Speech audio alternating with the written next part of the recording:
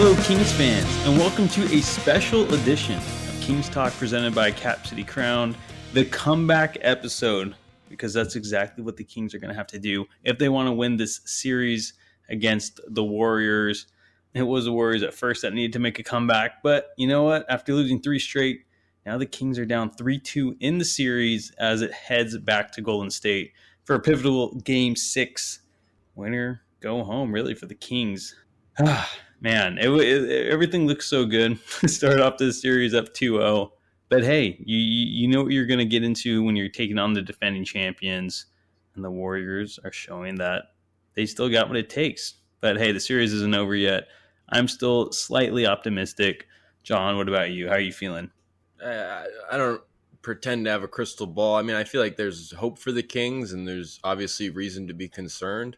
All I can say is I really do hope it goes 7 games. It's the most watched first round series, right? Like ever.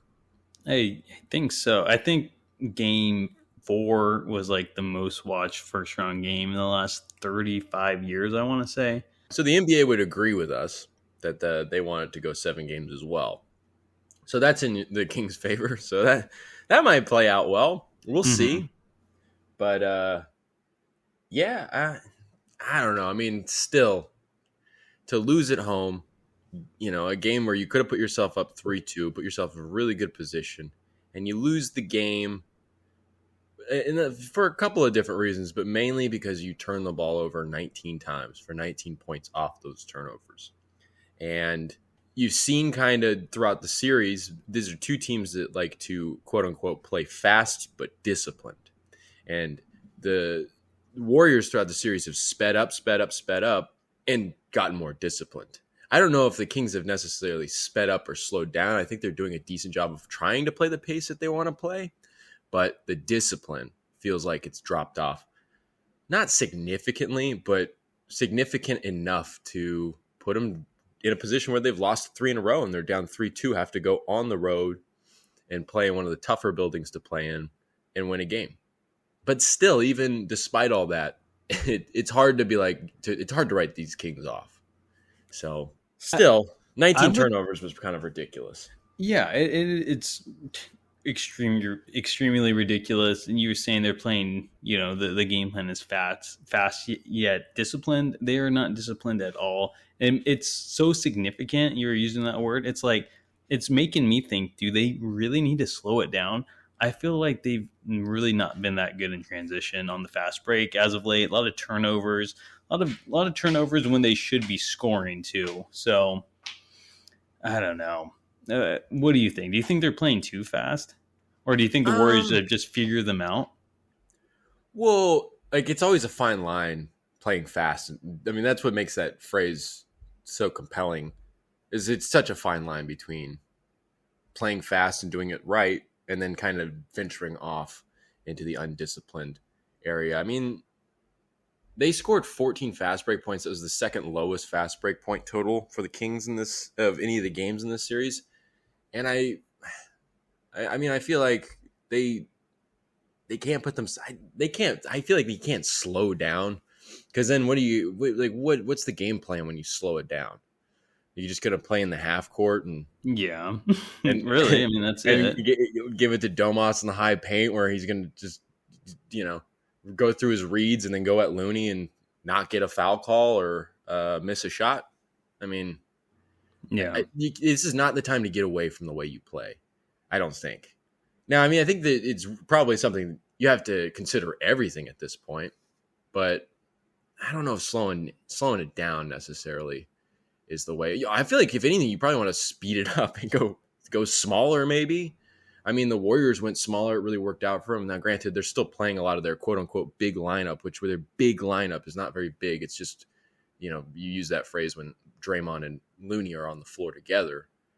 But I don't know. I mean, slowing it down would be kind of difficult. I feel like one of the things that I feel like happened was the Warriors just started kind of playing the passing lanes a little better in the second half. I mean, the Kings had 14 assists at halftime, which was actually a pretty high total because they've been kind of limited in terms of ball distribution, mainly because of Sabonis. And then they were just they only managed 4 in each of the final 2 quarters, which is not a lot. So I don't know. I feel like the way you beat that is you almost have to just be faster and smarter. And that sounds so like hollow because it's just like, well, we'll see if that happens. I mean, that's easier said than done. But slowing it down, I feel like will just play right into the Warriors' hands. Yeah, and that's fair. I just feel like they've just been. I mean, of course, they just need to be more disciplined on the fast break, and I don't know. It's just been frustrating to watch him. I think Domas in the fast break has been especially tough to watch. I feel like he's turning it over a lot. He's getting stripped all the time. He's not. I mean, I think it's just him getting stripped a lot in the fast break. I feel like he's a turnover machine once he's handling the ball. I almost want him just like, all right, just give it to a guard at this point. We know you're capable of it, but I just don't feel like he's shown it this series whatsoever. The Warriors, I don't know if he's holding the ball too low or what, but man, he's like a turnover machine, like getting stripped and whatnot. And it's frustrating to watch, really. It's like, all right, like I mean, I get he's our best player, or you can even say it's Fox now, right? We've had this debate all year, but I don't know. The playoffs is a different breed. It kind of feels like it's Yeah, Fox for or bust. sure. But I think he has to stop bringing it up in the fast break. I think that's got to come to an end, in my opinion. I don't know. I don't know if you see differently, but I feel like he's just a turnover machine. I mean, he plays fast in the open court. If we're talking about a thing where the Kings don't need to slow down, they need to play faster. I mean, that kind of goes hand in hand with it. I mean, watch how the game ended. I mean, we'll get into the finger issue because it was interesting that Monk was the guy that was kind of handling everything at the very end. And he was doing a decent job of getting downhill, distributing the ball, trying to move it around and get to the rim. Far better than he did in the previous game, where it seemed like he warranted that comment from Mike Brown about just running into bodies and trying to look for calls. So I think, just trying to get it into your faster players' hands, into your playmakers' hands. I mean, Sabonis is a playmaker, but the speed element of it, I think, does get in the way. And the Warriors have successfully bothered him, both, like you said, in transition on the fast break and in the half court. It's not just Looney. I think Gary Payton II has had a fantastic game last night. And part of the reason he did is just, I think he had a couple of steals from Sabonis. Probably, I know one came in the exact situation where you're talking about, where Sabonis got the ball, put the ball on the floor when he probably should have just gone up with it, considering the fact that GP2 just snagged it from him. So I think there's something to say, and you could play faster while also maybe not trying to rely on Sabonis as the central passing figure, especially in a fast break setting. I mean, I don't know. I mean, it's just so difficult to kind of zero in on what exactly you need from Sabonis and what situation it seems like.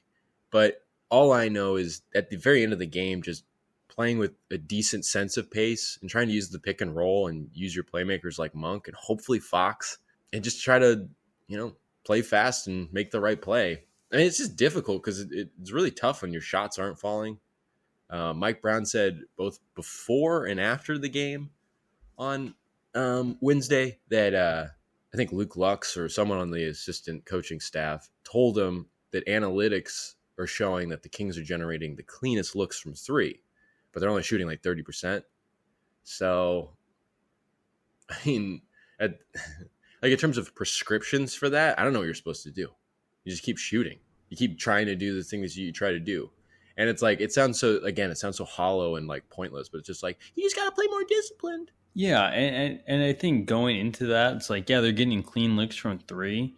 It's like, especially I see in like Fox, it's like that dude's jacking up way too many threes. I don't care how clean that look is. Like he shot what? He went 3 for 10 on Wednesday. It's like, man, like why are you shooting 10 threes, dude? Like, yeah, he knocked down his first three, I think, right off the bat, but you missing your next 7. And it's like, the Kings finished the game 2 for 22, but all series long he's been jacking up threes, and he had a nice first game from Long. But I mean, of course, you want Barnes and Herter to shoot, and the shooters. But I know, especially for Fox, it's like, dude, stop leaving behind that line. They want you to shoot that. Like that's a bad shot at the end of the day. You're not that he doesn't hit it high enough at a high enough clip. So I mean, I guess that goes into being disciplined and not letting them do what they want you to do. Like Yeah. Fox shooting 10 threes, but I think the interesting thing with the 3-point shooting is it's like there's this weird, like, the generating open, like the open looks that they're generating. Yeah, I wouldn't think of Fox's looks as those. Yet Fox has been and this is an issue. Fox has been the best 3-point shooter in terms of consistency and volume. I mean, like, you could make the argument Keegan Murray is shooting the highest percentage from three, but throughout all 5 games, Fox has been the best 3-point shooter, which is a problem. And like you said, the Warriors would welcome him shooting threes. And if nobody else is hitting them, that is all the more true. Because, the Warriors lost game 1, and as you might expect from a championship experienced team, Steve Kerr's just like, yeah, if Fox is going to shoot 4 of 8 from 3 and finish the night 4 of 4, as he did in game 1, you just got to play the odds. He's not going to shoot like that all the time. And, that is definitely true. I don't know. He started off 3 of 3 in the first quarter in game 5. The Kings rather, started 8 of 12 as a team, and, 2 of 22 to finish the last 3 quarters. And there was no doubt, it seemed like, in Steve Kerr and the Warriors' mind that was kind of how it was going to play out. Tony Harvey went into Steve Kerr's press conference and asked him about the 3-point shooting and asked him what his message was after that first quarter, going 8 of 12. He said, just stay with it. They're not going to shoot like this the whole game. I mean, they've had their finger on the pulse in terms of that the whole time. And so, like, they're generating clean looks. It's weird because it's like they need to keep taking the threes that, like, when you do get a look for Murray or on the rare occurrence where Herter gets one up, you got to still keep taking those. But I do think there's something to be said about Fox not settling on threes because, like I said, he went 3 for 3 and then he ended up going, what, 0 for, did you say 0 for 7? 0 for, yeah, I think he went 3 for 10 and finished the game. Yeah. So, yeah, that's just, it's difficult. Which was still somehow better than Steph Curry. Yeah, Curry had a terrible night from 3, but he still scored 31. Yeah. That guy's really good. Yes. I don't know if you heard of him. Yeah, Steph Curry. Stephen Curry. My aunt would call him that. She called him that for years because she was just like reading it. That Stephen Curry guy's really, really doing that stuff. Steve Curry? It's Stephen. But I mean, you do sound like an idiot when you're like, no, it's not Stephen, it's Stephen. It's like if someone told me that for the first time, I'd be like, you're fucking with me. It's not Stephen. Yeah, no, it's kind of weird. It's like calling someone Sean Scene. It's like, no, it's Scene, dude. It's spelled that way. Sian? What's up, Sian? My favorite cheese is Parmesan. Yeah, exactly.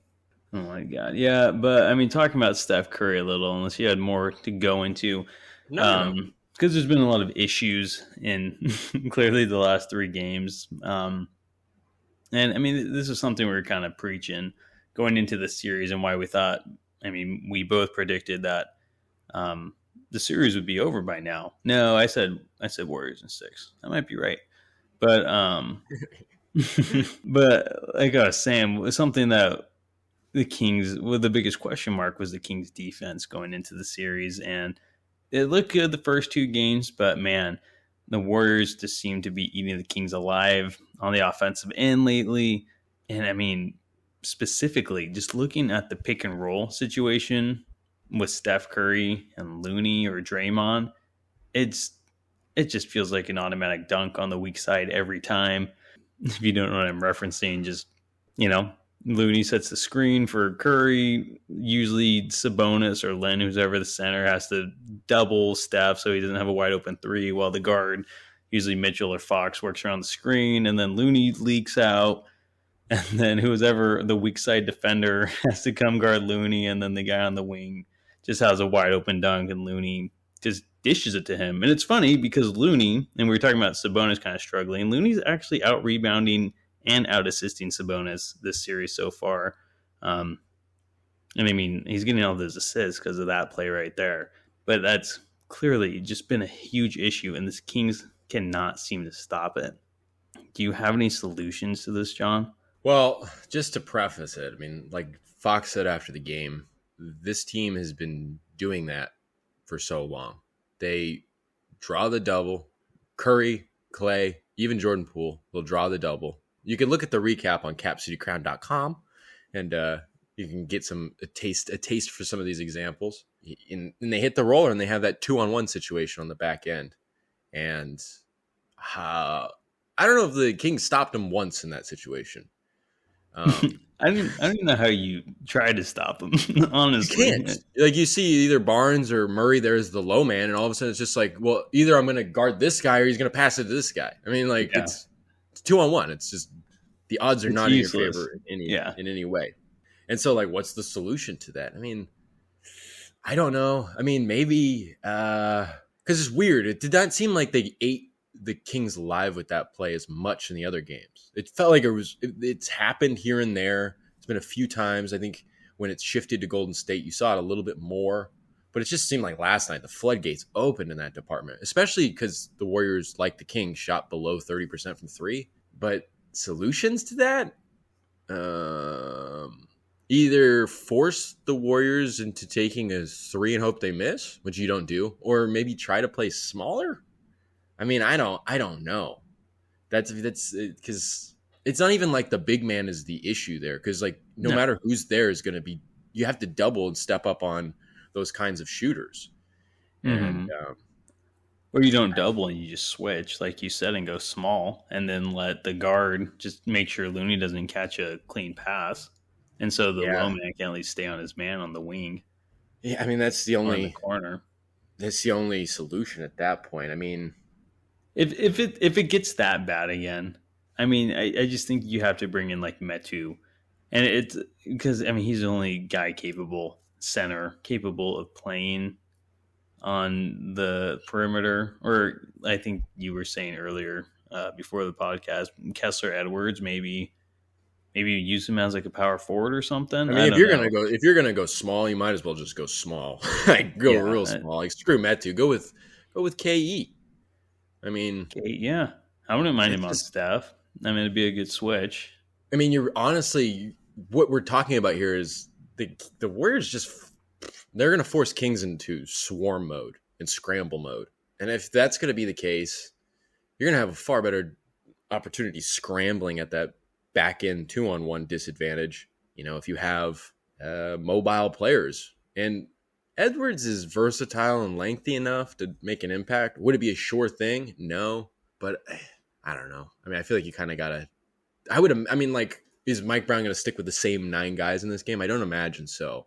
I think you're going to see Kessler Edwards in a little bit more of a role outside of just closing out a quarter for a few seconds to, be on the defensive end, or you might see Terrence Davis, but that kind of goes more towards the keeping your fingers crossed on the 3-point shooting because Terrence Davis is a earnest defender, but sometimes his efforts don't always pay off. But I don't know. I mean, like Metu, maybe. I mean, you have to think about that first time they played the Warriors, and Metu went out there for the fourth quarter and basically earned his colors for the season and his opportunity to get chances at the backup 5 by being able to allow the Kings to switch. But it's just like, is there no momentum behind? I mean, like, is he going to just be able to come in and make an impact? It's the playoffs. See, I don't think Metu's ever been in the playoffs.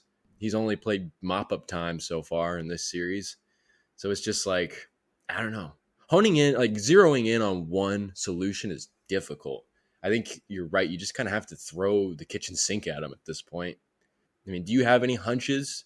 Do you think it is kind of a do you see less of Lin in this game? Do you even see less of Sabonis? Because if we're talking about Sabonis being limited as a passer, I mean, it's not even like he's dominating the boards either, to be fair. Yeah. I don't think you see less of Sabonis, unfortunately. No, I don't think you will either. He's Sabonis. Right. I mean, if anything, I think maybe Lin, unfortunately, gets the boot. I mean, I think he's been playing well. I really like Alex Lin, but they need to at least go a little smaller in this series because clearly the double's not working on the shooter. They need a guy who can actually switch and not feel like he's a liability out there on the switch. Whether that be Edwards or Metu or whoever. This is where I really wish Rashawn Holmes wasn't just a total liability when he's out there, because I feel like he's a guy who's shown that he could, make the switch onto guards and actually defend them pretty decently. So I think he would have been a really good player to help solve this issue. But Also, just to interrupt you on Holmes, like Holmes' push shot could probably be a game changer on the offensive end too. he really Because you just could. think about all the open space there at the free throw line. That's Like, so oh, true.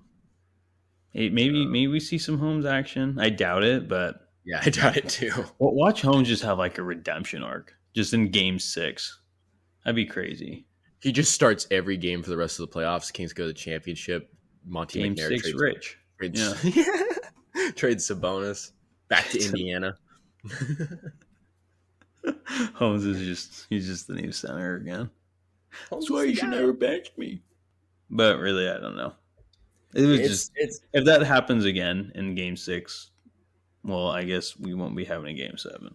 That's all I can say. That was absolutely awful to watch. You're just like it is funny just watching like Murray Barnes down there.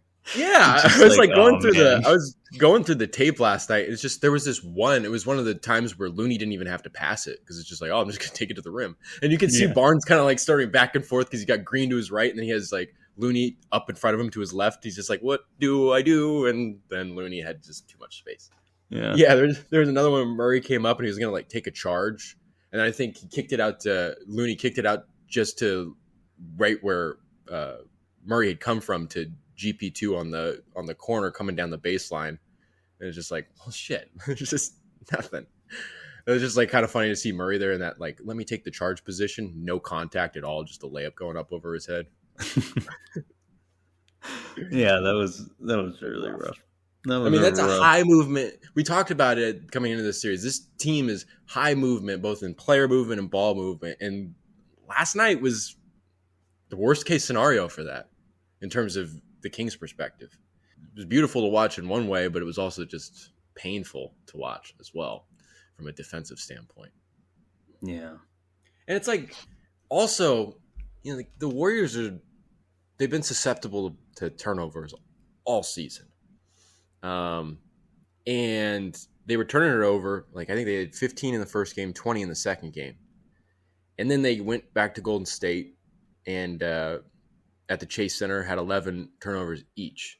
And so there was an opportunity coming back home with the home crowd to put the Warriors in a position with physical defense and active defense with your hands and whatnot to try to force them into one of their biggest weaknesses, which is bound to happen with any team that has that much movement going on. And not only did the Kings commit 19 turnovers themselves, the Warriors only committed 14. And I think the majority of those came in the first half, only by a slight margin, it looks like. But, the Kings defense is just not, even beyond guarding the pick and roll. Like now it's just, it's not even getting forcing the Warriors into, I guess, the weaknesses. Whereas it seems like the Warriors defense has the Kings right where they want them for the most part, which is basically like let Fox do what he wants and whatnot. And then meanwhile, on the other side, it's just everybody's getting involved for the Warriors. Not really much to go off of there. That's more of a comment than anything. Yeah. But, yeah. and then talking. Yeah. Go ahead. No. I was going to change the subject, but if you have more to say. I was just going to say, but you have, and then it's just kind of going off on Golden State's defense. It's just Wiggins, Looney, Draymond are doing everything you expect. Dante DiVincenzo didn't have a great game, but he had a few steals the other night. Like I said, Gary Payton II had a huge second half, especially with Klay Thompson in foul trouble. Klay had a pretty decent couple of defensive games these last couple of games. Even Jordan Poole, I think he had 2 steals in the matter of 30 seconds. Kind of just poking the ball away. It's not really great defense as it is. Just a nice hands play, but I don't know. It's just different trajectories for these defenses, it feels like, particularly over the last 3. And the last game was just so blatant with that. But what were you, what corner were you turning there? I was going to turn it to a guy you had mentioned second before that, and that was De'Aaron Fox, because it was his first game with that broken index finger at the tip. He looked fine. I think it started bothering him at the end. He made his first three threes, but didn't really do anything after that. I don't know. How did you think he looked in that game? He exactly like you said. I mean, I think he played about he had 17 points at halftime on a pretty efficient clip, and then ended up finishing the game on a not so efficient clip, mostly because he went 0 of 6 in the fourth quarter. So I think because he was on Tuesday after practice, he was talking about like, yeah, dribbling and passing's fine. Shooting's the one question. And more than anything, like not only getting used to the splint, he was kind of alluding to a pain tolerance. Like, how can I shoot and limit the pain? So my feeling was that it's just like after a certain point, like he'd worked that finger so much that it started to bother him. Or I should say, in the third quarter, there were a couple of like ambitious defensive plays that almost one of which almost worked out. I mean, at the end of the third quarter, he tried to make that steal from Draymond. He got whistled for the foul. He had that demonstrative swipe of the air and almost got teed up, it seemed like. But he went for the ball with his left hand. He was falling to the floor with Draymond, holding himself up to prevent himself from lying, falling face flat on the floor. Maybe something happened there. Maybe another play. There was an instance early in the fourth where he poked the ball away, and then there was a transition break, and he was not part of that break because he kind of went over to the sideline for a second and kind of nursing that finger. He clearly hurt it on the steal. And so there's no doubt that it started to mess with him. And I think that was a huge reason why you saw Malik Monk kind of take the reins at the end of the game, which he did an admirable job, but you'd obviously like to see Fox in that situation. And you ask Fox after the game about how'd you feel? I mean, he's going to tell you what you'd expect is I'm fine. Like, he's not going to make excuses. Most high talent players like that are not going to do that. But you ask Mike Brown about it, it's like, did that start to bother him? And Mike Brown was kind of like, like hesitant at first. And he was like, yeah, no doubt. It definitely started to bother him.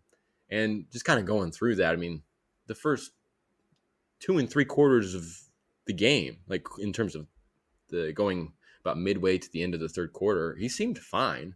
I don't think he shot insanely well in the third quarter, but he was still hitting shots, mostly from the mid-range. I don't know.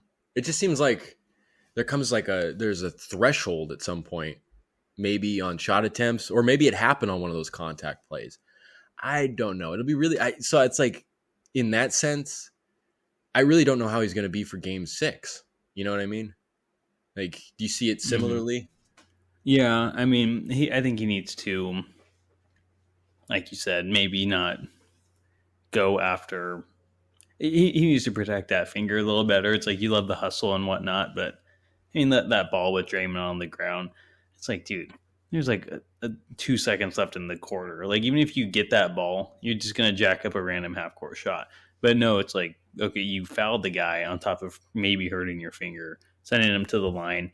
I think he just needs to tone it down a little because he has to protect that finger. Like, as much as he wants to hustle, it's like, you're our best scorer. Like, you got to keep that finger intact. That's a great point, though, about the fact that, like, you got to see the bigger picture there. It's like, he did a good job disrupting Draymond because Draymond's winding down the clock and he's going to pass it off. And then he made a nice play on the pass. But like you said, there was like 2.5 seconds on the clock at that point.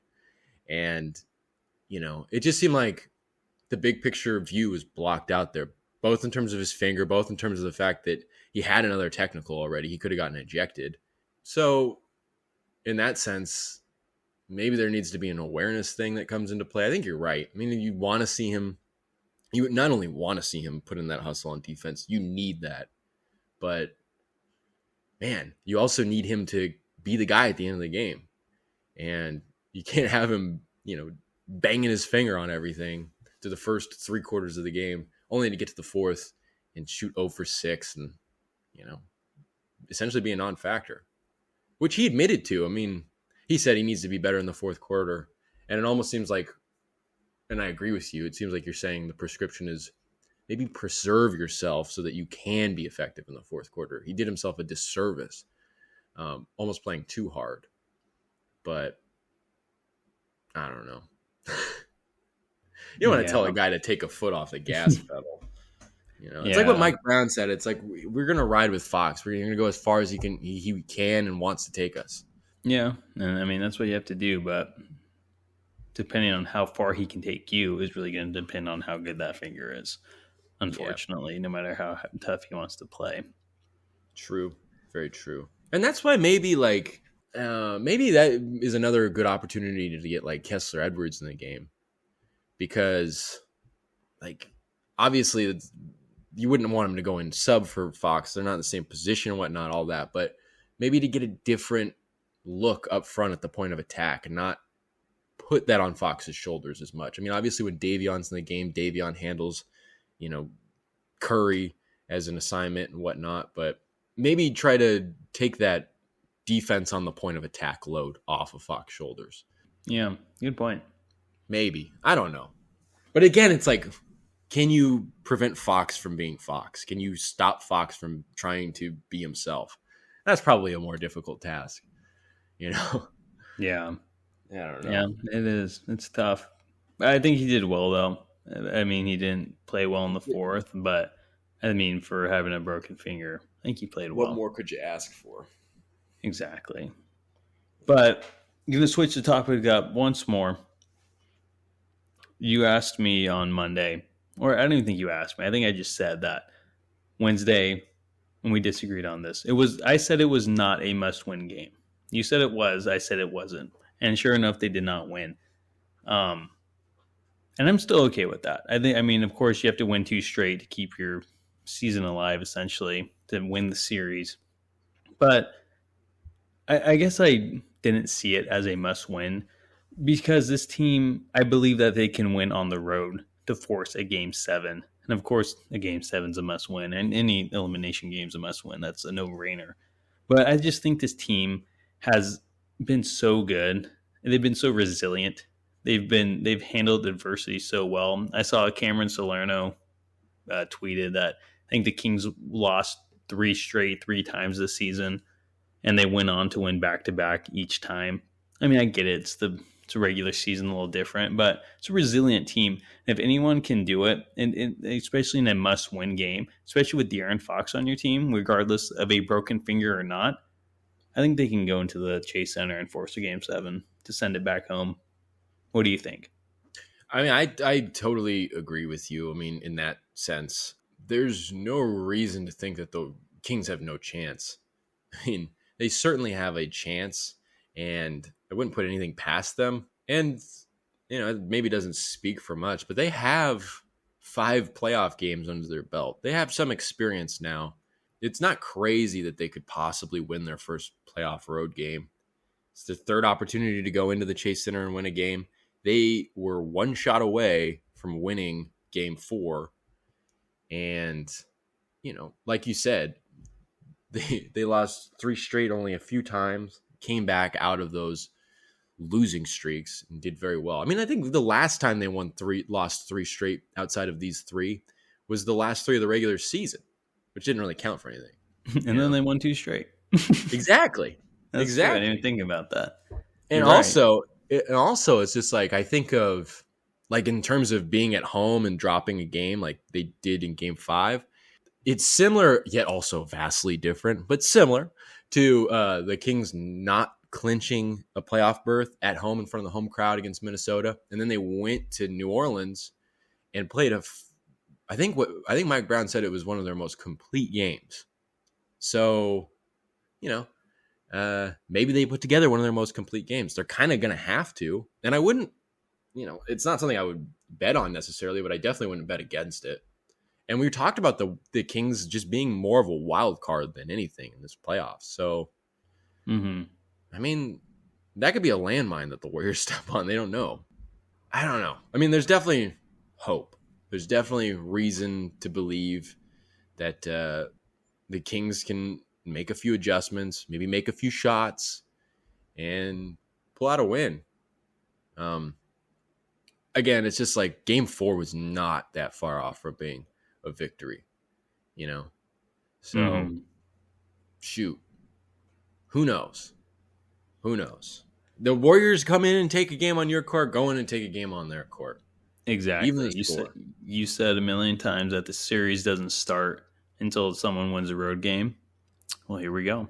It's game time. We got a series. and it's tonight's tonight, 5 p.m. It's gonna be a crazy game.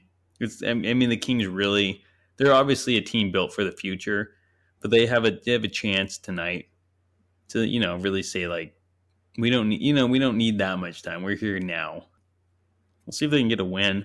Clearly, it's going to be dependent on making open 3-pointers. Will Kevin Herter show up to play? Will Harrison Barnes show up to play? At least shoot from 3. They kind of went down to the post with him towards the end of the game, but he needs to step up. Defense needs to step up. A lot of things need to step up, but it's not out of grasp. I mean, it's all right there.